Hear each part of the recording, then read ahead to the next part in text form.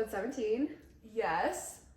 That's crazy. I know. 17 sorry, I'm trying to get comfy. I feel like we need to do something fun when we get to 20. Yes.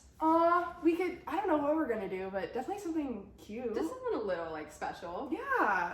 20 is a big deal. That's a lot of episodes. When we make it a year, I think I'm gonna freak out. I was about to say cry my pants, but probably pee my pants. Cry my pants, cry. All the emotions. It's like a child turning 1. This is our child. This is my child. Oh yeah. We're co-parenting this. Aww. No. And then Jake is the co-parent. Jake is the baby daddy that comes in and out of the picture every once in a while. He gets 1 week privileges. Or no, 1 day out of the week privileges. Yeah. Not even that. He's fine. He's very busy. Right. He has his own other children. Yes. But how are you? I'm good. I have brown hair. I was gonna say, we gotta acknowledge the change. I totally forgot that. Yeah. I have brown hair, guys. Surprise. So good. Okay, Thank tell you. me what you told her to get this. I didn't really tell her anything. I just had some inspo pics, but I've been blonde for so long. I have been dyeing my hair blonde ever since freshman year of high school. I'm a junior in college now. And so much of my life has been bleach and blonde and grow out, and I was just over it. And I kept seeing just these really pretty natural brunettes, and I was like, I want that. I want that so bad. And so I told her I wanted as closely matched to my root as possible. And my natural is kind of like an ashy chocolate is how she described it, because it's not a super rich brown, and it's almost like a gray tint to it. Yeah. And I feel like she matched it very well while 100%. still making it a little bit warm, which is also what I wanted. But yeah, so I just kind of showed her some inspo pics, and she killed it. Brie, thank you so much. You did so well. I was so gonna happy. say, shout out Brie. Yes. That looks so good. Thank you. The color is exactly ashy brown. That's how I describe it. Yeah. A very natural, warm ashy brown. Yes, and I'm glad that I didn't go any darker than this, because that would have been way too much a transition. This was just a nice ease into my dark, natural era, and I'm so excited. Okay, so you have to tell me this, because I feel like there's this blonde mentality. And I feel like girls almost get addicted to their blondness. Have you felt kind of sad, or have you felt the need to change yourself at all? Because I do feel like blonde is a very, I don't know how to describe it, but your personality is being blonde. And that is how I've been known for so long. And so that was the biggest thing that I was like, can I not be blonde? Does Eliana's personality match not having blonde hair? I don't know yet. It's only been a couple hours. So we'll have to see. And Brie made a good point. She's like, you just look more mature. You look older. It just looks very natural. And so I don't think my personality is going to change a whole lot.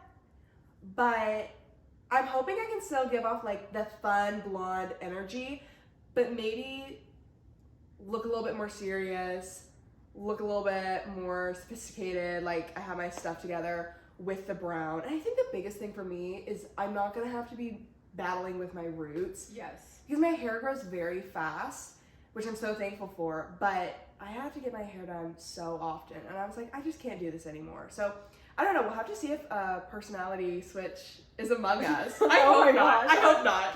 I don't think it will. I think you will always be, I saw this TikTok about being blonde in theory.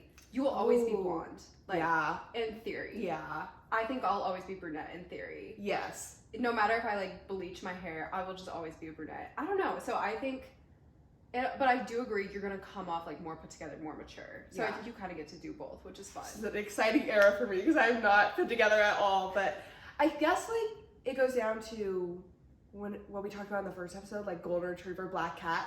I will always be a golden retriever. Yes. Always, always, always. This does not make me a black cat at all, and you will always be a black cat. Yes.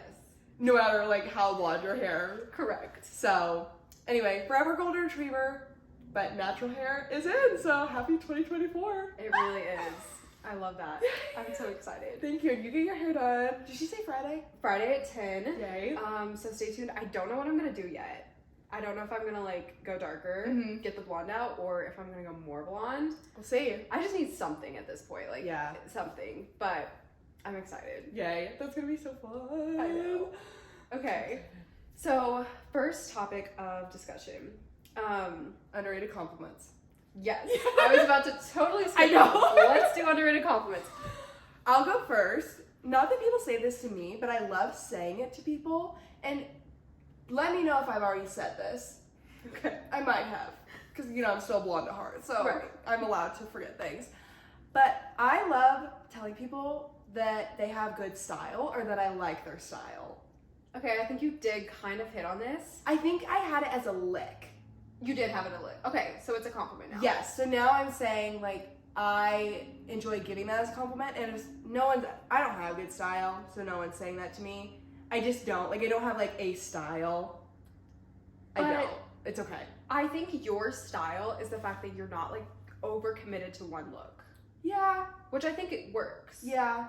Because I never know what you're gonna be wearing. Whereas Right. like me, I feel like I'm very routine in what I wear, but you, it's like you can pull off so many different things and you don't limit yourself to a style. Thank you. But I love your style. Thanks. You're welcome. So, anyway. Yeah, that's a good one. I love being told I have good style. Mine is very weird. It's basically telling people you like their voice. No, that's not weird at all. Voices are so weird though because you literally can't control your voice.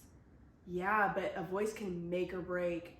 If I saw the most attractive guy ever, but he had a voice that sounded like Mickey You Mouse. sound like Patrick Mahomes. Oh, yeah. I know. I would actually probably make an exception for Patrick Well, Mahomes. right. Right. Right. I mean, the voice is just a minor, like, but sometimes it can be a deal breaker. I know. Yeah, that's a good one. I love your voice. Really, thank you. You're welcome. I feel like everyone is also trained not to like the sound of their own voice. Yeah. I don't know if I like my voice more, but I've just become way more comfortable with it. And so maybe that translates to not liking it less. I don't know if I would necessarily say that I like my voice, but with us doing the podcast, me making so many TikToks, I just hear my voice all the time. Yeah. And so now it really doesn't bother me. Where at the beginning, if someone were to play a TikTok in front of me and it were to be my voice, I'd be like, oh my gosh, turn that off. But I'm Yeah. becoming more comfortable. No, I totally can see that in you because it does. I think the whole thing about not liking your own voice is you just don't hear it from the outside enough. Yeah. So it does sound a little different when you hear it. But yeah, I don't know. So voices, yeah. Cute. Yeah. Cute. All right, give us our topic. Okay, They so this topic is within relationships when your significant other, since we're girls, we're going to speak from the girl perspective, your boyfriend, your husband is not supportive of you pursuing your dream or like hitting your goals, maybe even just like the lifestyle you want to have, the kind of career you want to have. They are not in support of it. Okay, I think that we could break this up into a couple different categories. From someone who says, I don't care, but I'm not gonna like support you and help you achieve that. So I think that would be one category. Someone who fights against you wanting to do certain things. Okay, yeah. Like pushes against you to where they're definitely not gonna help you and they're definitely not gonna agree with you. Whereas the first guy may not help you, but he's like, yeah, go for it, do whatever, but I just don't want any part in it. Yes. And the third, what could the third be? I think the third would just be like all in on your... All in and wants to help you, wants to support you. You need to move somewhere for a job. Well, guess what? We're putting our house on the market and we're moving there and we're doing it. That instantly just made me so happy you describing that. Really? Because like, I don't know, just like having that kind of partner frees you up to just dream big.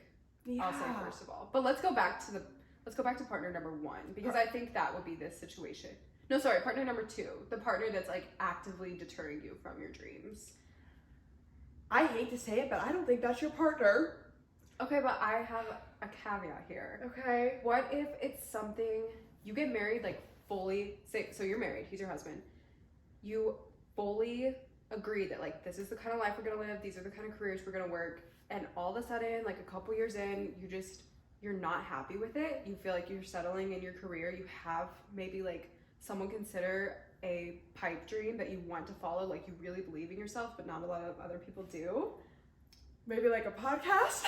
Correct. Oh, well, oh, okay. Now are you tracking? Oh, okay, yeah, no, I'm tracking. Thank you. No, but that kind of type of vibe, like it kind of came out of nowhere. They didn't marry you as this type of person, and they're like, what? This isn't what I signed up for. Like, I wanted you to be making X amount of money in this safe job, like,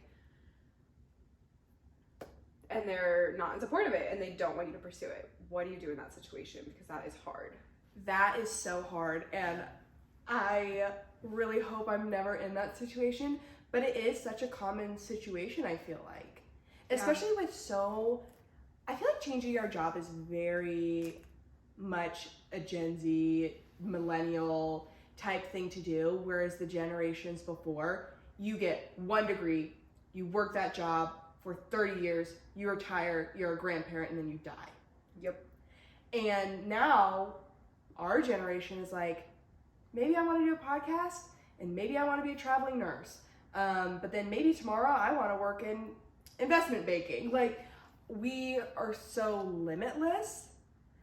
So, I don't know, that would be really hard, especially once you put the married factor on it. I really don't know because I'm not married. So I don't even know how I'd come across that. Because for me, right now, if that was my boyfriend, I'd be like, peace. Like, goodbye. Yeah. It would be one thing if they were guy number one saying, I'm not going to support you, but like do your own thing, like whatever, but don't come to me whenever stuff doesn't work out. Yeah. But he's not actively working against you. But for someone that's actively working against you, telling you like a hard no, one, I don't think a hard no should ever be in a relationship, because I believe that there's always some type of compromise that each party needs to make. Maybe you end up, once you discuss things and compromise and, you know, have those hard conversations, that resolution ends up being the same category as that no. But I think that you should be able to talk through things and hear from the other person. And I don't know, dating, I say leave them and you go do your thing, because for someone who you are not legally like bound to in that way to tell you no, they're just not your person. Right. So much easier said than done. So much easier said than done. Of course. And I totally get that. But as for a marriage, I don't know, you're married? I know. So I want to agree with you. I think dating, you really have to look yourself in the face and be like, how badly do you want this? And if that outweighs how badly you want that person in your life, the person just needs to go. And like, free yourself up to surround yourself with people that are going to encourage you, friends that are going to come alongside you, and just like give yourself the energy and freedom to go and run as fast as you can towards that dream. Yes. Because you're not going to get there with someone who's dragging you back, holding you back. But within a marriage is it can be so tricky, because you make these vows and you commit to a person, and if you are not within the mindset that that person isn't going to be the same person in 10 years, then okay, how am I saying? So like, you can't hold them to who they were at the altar. No. Like, you just cannot do that. You have to let go of that reality that they're going to be the same years down the road, and like their interests are going to change. Everything about them is going to change, and like, if you both aren't willing to, like you were saying, compromise and come alongside each other and just like support one another through those changes as best as you can, then you just can't have a healthy and satisfying marriage. And like, I'm very young into this, so I can't like speak on 10, 20-year marriages, and I'm not gonna like try to pretend to, but I know like if Jake were to come to me and want to pursue something else, I would be the first person in his life to say yes. And like, ultimately his happiness goes above my idea of what he should be doing. And I know he would say the exact same to me. Like, we talk about it all the time, and these conversations need to be happening throughout dating too. Just like throw out hypotheticals, be like, hey, if I were to make it really big in this one area and like want to drastically change my life, would you like be okay with that? Start throwing that kind of stuff out there if you feel like you're gonna want to have like chase some of these dreams. and not settle for like a life that you know you could live bigger and better. So all that to say is I think it would be so hard to have your partner, your husband, not support you, but I do like what you said about, okay, how can you find ways to compromise, and maybe there's like certain things you can start getting involved in that make you maybe feel a little more fulfilled, but they're not totally drastically changing something about your life. Or just like having healthy communication about where you're feeling at all times, like about your job. Don't let this hit them out of left field. Like keep these conversations forthcoming if you're starting to feel a certain way, because it would be hard if like Jake came up to me and was like, I want to move here, change my job, change my hair, like literally everything, and I'm just sitting there like, okay. But yeah, so I say like open communication as best you can, and then if you truly like mean what you said at the altar and that is your person, you are going to do whatever you can to make sure they're happy and pursuing their dreams as best you can. If the person that you're with isn't your biggest cheerleader, then who is gonna be? And so, yeah, I like what you said about these conversations. They need to be happening. You need to be having them and just go from there. But at the end of the day, communication, obviously, once you're in a marriage, it takes a whole, different level. But I don't know. If you, if they're not your most supportive person in your life, that's really sad. And I know there are a lot of people dating, married, that do experience that. And that's hard. That is really hard. Yeah.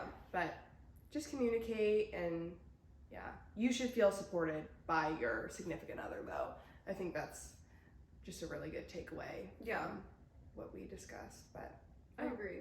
And I think if you're the partner and they're coming to you with the life change, like we were saying, like hit them with support first. Yes. And you don't have to say like check yes immediately, but just be like, I hear you, I understand where you're coming from, and then maybe let that be a conversation to where you lead into your doubts and your hesitations and why you may not choose that for your family. But I mean, they're your person, like you just have to support them because you guys have each other for that. At the end of the day, it's really just you and that person. And I know it's just you. It's so sad to think that there's sometimes not that full support. Yeah, that's hard. But okay, well, hopefully you guys had a good takeaway from that. Sometimes me especially, I just feel like I say stuff and I'm like, I don't know if anyone's getting anything from this. During that, I was like sweating because I was like, I don't know if I'm making any sense. I don't know if I'm making any sense. I don't know if what I'm saying is even good. Right. At the end of the day, you should probably just listen to what Lydia says and never listen to what I say. Please take our words, let them comfort you in whatever way they may, and just live your life. Because we don't know what we're talking about. YOLO! And at the end of the day, go see a therapist. Right, go see a licensed therapist, because we are not. We are not. Okay. Yeah. That was a lot to unpack. Yeah. But next, this one is for girls, guys, anyone, but I feel like it happens most of the time with girls. And it is so let's say one of Lydia's friends said something to me that was negative about Lydia. Do I go tell Lydia? Do you? I don't know. I think unless it's going to ruin your reputation in some way, and it's something that I really think that you should know, I don't think I'm going to tell you, because I think I want to protect you. And I think that as your friend, my responsibility is to shut that down right away, 100%, if I consider myself your friend, and if I don't agree with this person. 100%. I love that answer. Yeah. And if it's someone that isn't your friend and like you just know, because I've had that happen to me before. I had this one friend who would always tell me very negative stuff that other people were saying about me. I didn't care about these people. I didn't care about them at all. Did you care about the person telling you the negative things? Yes, one of my very close friends.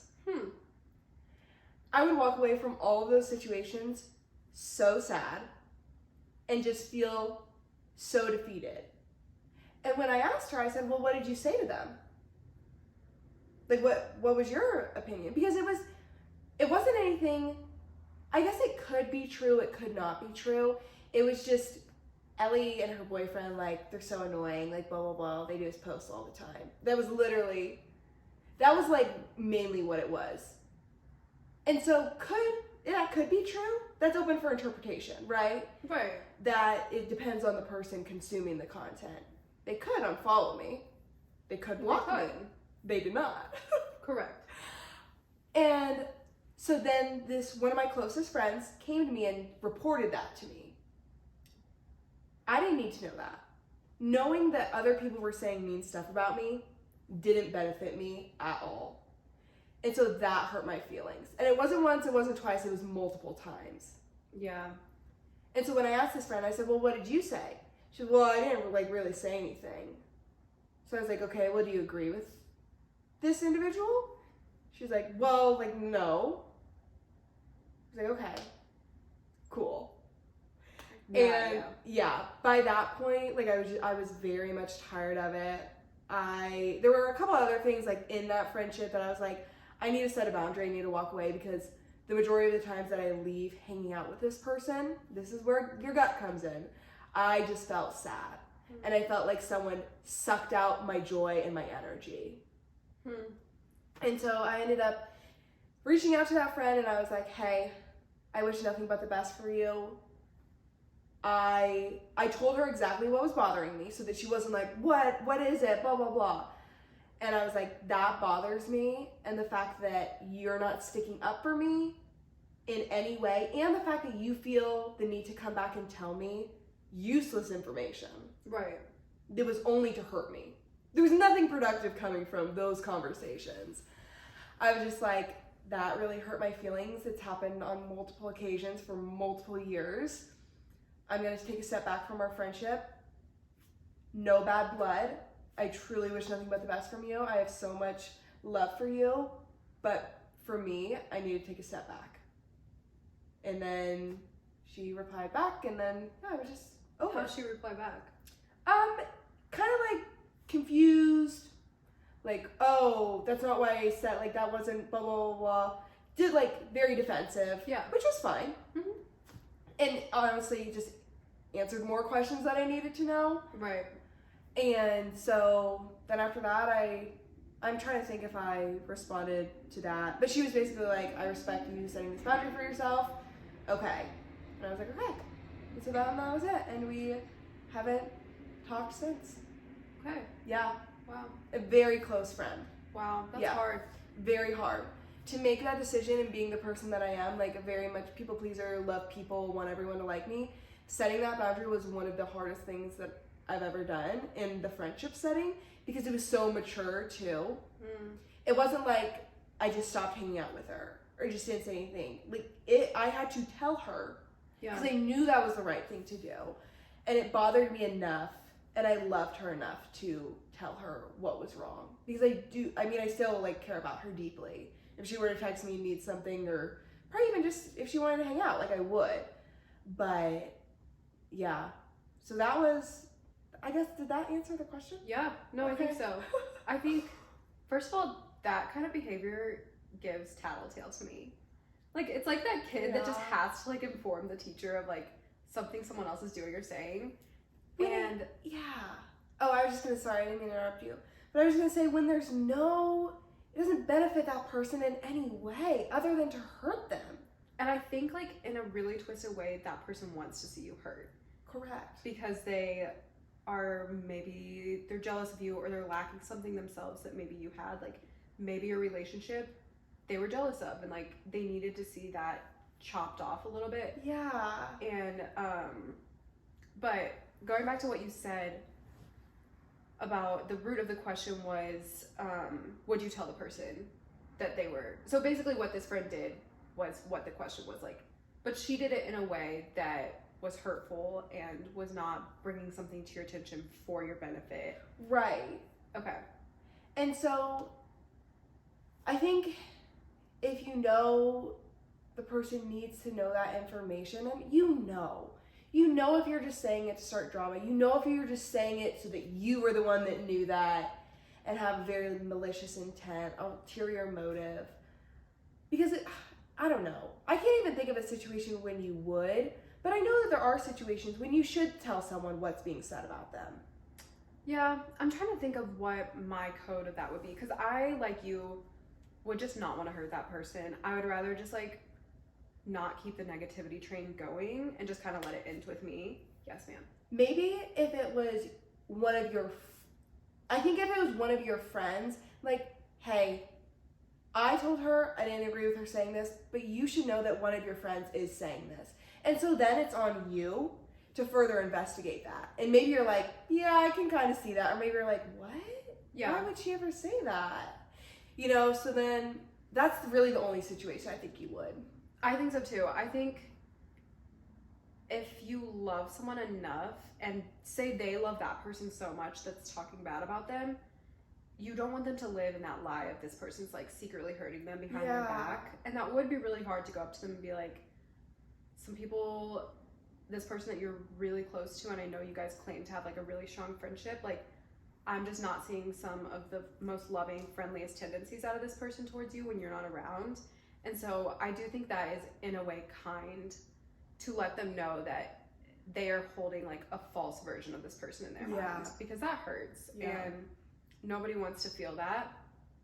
But I do think, like you were saying, if it's just gossip and it's up for interpretation, like maybe you posting a lot is really cute in my eyes, and I'm like, oh my gosh, I love keeping up with the relationship, and other people might think it's annoying. Yeah. And so it's literally totally based off their personal preference of it. And that in that situation, it just doesn't need to be said back to that person, because what, like, how is that going to help in any way? It didn't. Right. It didn't at all. But no, okay. I'm glad that we agree on that, and I figured that we probably would. Yeah, but that's a big one though. Yeah, it happens so often. I want to say like high school, but in college too, like and adulthood. In adulthood, truly, it happens. People try to act like there's some huge difference between high school and adulthood.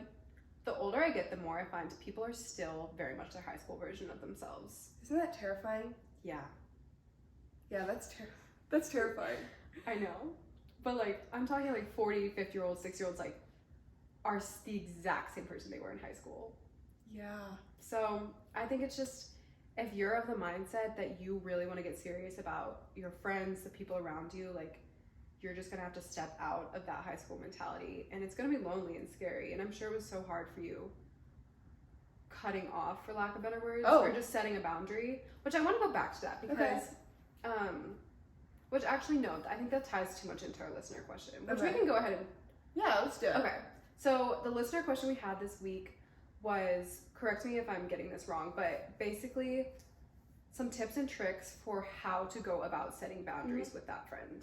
So I want to know how you came to the conclusion, because you sent a text, how you came to the conclusion, how you crafted up the text, like what were key elements that you wanted to communicate through that text that communicated both love and the boundary? Yeah. Honestly, did I do it perfectly? Probably not. Do I have the perfect answer? No, not at all. But I remember there was just one specific time when we had just gotten done hanging out, got in my car, and I was like, I feel like I could cry.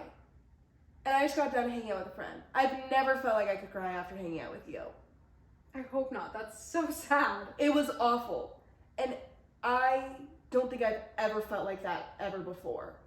Like, I truly just felt like I wanted to crawl into my skin and cry. Because I was like, this is one of my closest friends and they don't have my back? In what world? In what world?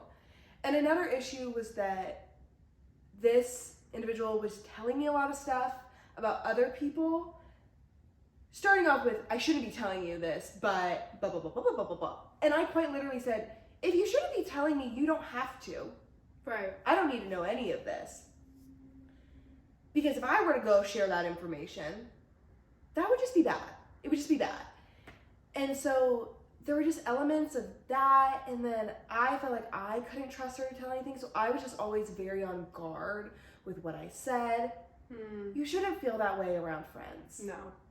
Obviously, are there certain friends that you are deeper with than others? Yes, 100%.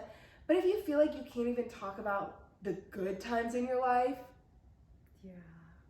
brr, That is a red flag. that is probably one of the biggest red flags. Oh my goodness, that's huge. Like, I've never thought about it like that before. Yeah, neither have I until literally right now. But if you can't talk about some of the happiest times in your life with your friends, they are not your friends. They're not your friends. Because I even think about, I was so honored and so excited when my roommate was so excited to tell us about her engagement. And she even mentioned after, she was like, I'm so happy you're so excited. Like, I was a little bit nervous because you had just come out of me and my boyfriend, we were together longer than her and this guy. Yeah. Not that that really matters, but she was like, I didn't want to hurt your feelings. And I was like, no. Like, I was so happy that she was so excited and felt so comfortable talking about all of the things. Like, all of it. And I was like, I want to know all of it. Don't hold any of it back. Like, I'm so happy for you. And she's like, yeah, because I have friends who would not be like that if they just came out of a really hard breakup. And I was like, well, just know right now that I'm not one of those friends. Ever. Wow. Yeah. Because if you can't talk about the best times in your life with people, then you're not going to be able to talk about the really hard times either. And guess what? Next time you're having the best time of your life, she may be having one of the lows of her life. Yes. And it's just going to ebb and flow. And you have to show up for those people and match their energy, like, no matter where you're at. That is a friend. Yes. And yeah, there are certain seasons when you are maybe just the taker of the friendship. You need to be holding a little bit more emotional space. And there's going to be times when that's vice versa. And so, yeah, you're right. That's what a friendship is that you just care for one another and you're excited and you support each other. And so going back to how I knew that it was time to set that boundary with this friend is that it had just been going on for a while. I'm going to get super specific. How long is a while? I want to say 4 years. Okay. Yeah. Which, like, she was a very close friend, so Yes. it's understandable to not become aware of this overnight. The Yeah. effects of it. Yes. And different levels of everything. Right. And there were, like, she wasn't, like, the worst friend ever. But I was like, the majority of the times once we're done hanging out or talking on the phone, like, I just feel sad and I don't want to feel sad anymore. Yeah. And so that's really how I knew. And I am a thinker, so I don't really make decisions unless I've thought through them. Or at least I try not to. Some decisions I do, but those are the fun ones. But I am very intentional with the decisions that I make, or at least I try to be. And so when I was curating this message and getting ready to send it to her, I just knew that it was the right thing. And I made it very clear that I loved her very much and I wished her well, and that, you know, the things that have been shared in our friendship would stay between us, because I think that that's really important in having friendships, even when they end, relationships too, is that both of you share so many intimate moments and intimate information, or like sacred information, that sometimes it is scary ending a friendship. And it was for me with her, because I was like, now she has free range completely to say whatever she wants, and that's scary. Yeah. But I was like, it's worth it to me, knowing that I can step away. But for me, like, I try to just make it very clear that what's been said, you know, the memories that we have, like, I will always hold so dear and close to my heart right now where I'm at in my life. And making it very clear that it wasn't a permanent, like, I wasn't banishing her from my life completely. But just at this point, I feel like our friendship just brings more destruction than it does joy, and those aren't the kind of friendships that I want in my life right now. And how do you feel on the other side of that text now? So free. So free. And, like, I miss her, obviously, but I've had so many people fill that void of friendship, and so, like, I'm just really good, and we're just two very different people, and Yeah, high school to the transition from high school to college and those friendship dynamics. If you can keep them because that's awesome. But people change and it's part of life and it's a beautiful thing. You know, Yeah. if we were all meant to be friends with everyone, then we would, but we're not. Right. So it's okay. And I like what you said. You kind of hinted at this, but we have a certain capacity for the people we can hold close. We can't be friends with everyone. We can't be close friends with everyone. We can't be best friends with everyone. Yeah. And so once you let this certain friendship go that you were holding really close, giving a lot of energy to, you were able to fill that void with another friend that can meet you where you're at, grow with you, not have that kind of effect on you, and it's enabled you to like grow into a better version of yourself too. Yeah. So I think that's really important to think about when you're wanting to end a friendship is, yes, it's going to be hard and you're going to mourn that loss, but you're also going to replace it with hopefully something better. Yeah. That you learned from that situation. And I think part of setting a boundary is you have to really self-reflect and be willing to be like, okay, this is where I was imperfect. Because sometimes setting a boundary can just be kind of toxic too. Yeah. To where people, they overuse the term boundary, I think, because they're like, I'm setting a boundary, like blah, blah, blah, blah. And it's like, okay, it takes two to tango. And so it most likely means that you weren't a perfect, partner, friend either. And so being able to acknowledge that and be aware of that is really important as well. Totally. But set the boundary. And one thing that I've learned through me messing up and doing really well is that healthy people know how to handle healthy boundaries. So if they are healthy, they are going to accept your healthy boundary. It'll make them sad, it'll probably make them mad, but at the end of the day, they're going to respect you and want what's best for you. And so they're going to be able to respect the boundary that you've set in place. Yeah, I think that's ultimately the greatest act of friendship and love is respecting someone's boundaries and wishing them all the best, even from afar. Yes.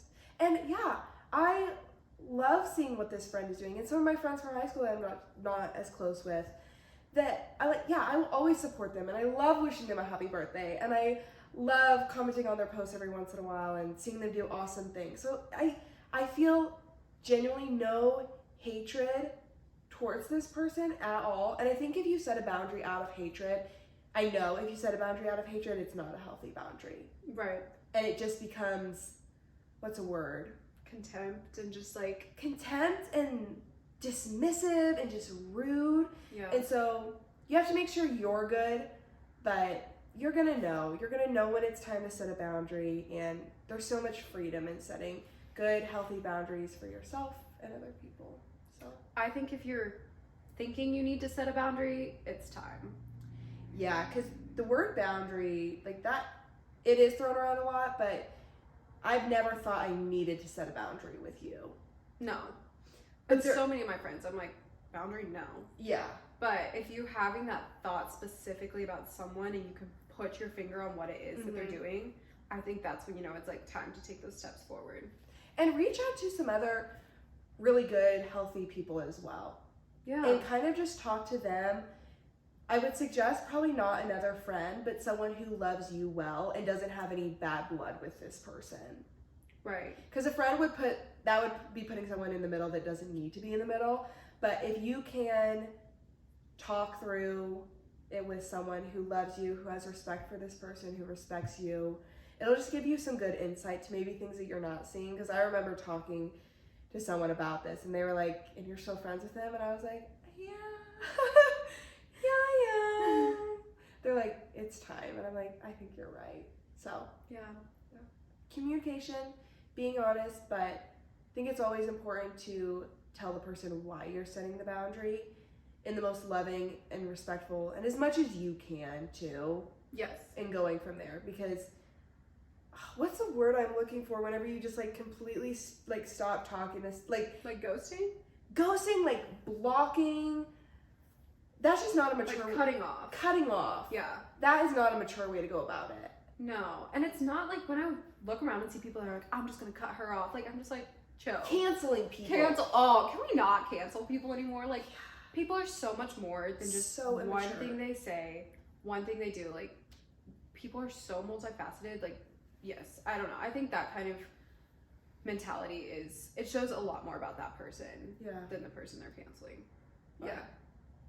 I don't know, food for thought. Yeah.